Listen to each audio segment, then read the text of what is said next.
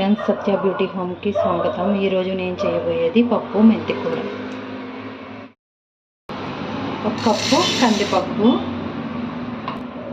2 సార్లు కానీ 3 సార్లు కానీ నీట్గా క్లీన్ చేసుకోవాలి. ఏ కప్పుతో అయితే మనం కందిపప్పు తీసుకున్నామో ఆ కప్పుతో 3 కప్పులు వాటర్.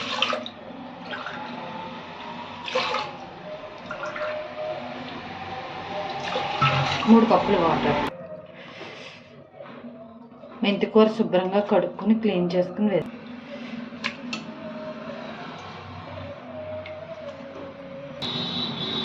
టమాటా ముక్కలు, 5-6 పచ్చిమిరపకాయలు, ఒక 2 ఉల్లిపాయ ముక్కలు,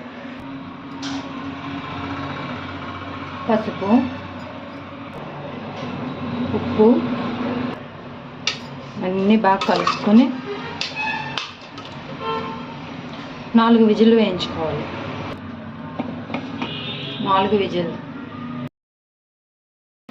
వేసిన తర్వాత పప్పు ఇలా ఉంది. దీన్ని కొంచెం మెదుపుకోవాలి.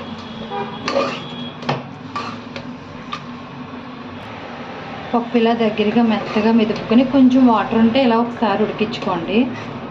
ఎందుకంటే వాటర్ కొంచెం ఎక్కువ వేసుకోకపోతే మళ్ళీ అడిగంటినా టేస్ట్ మారిపోతుంది. ఇప్పుడు తాలింపు పెట్టుకుందాం. ఆయిల్,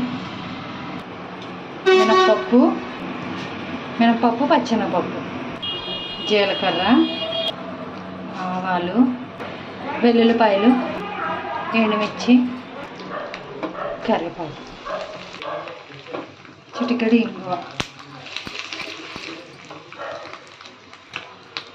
చిన్న స్పూన్ కారం. తాలింపు రెడీ.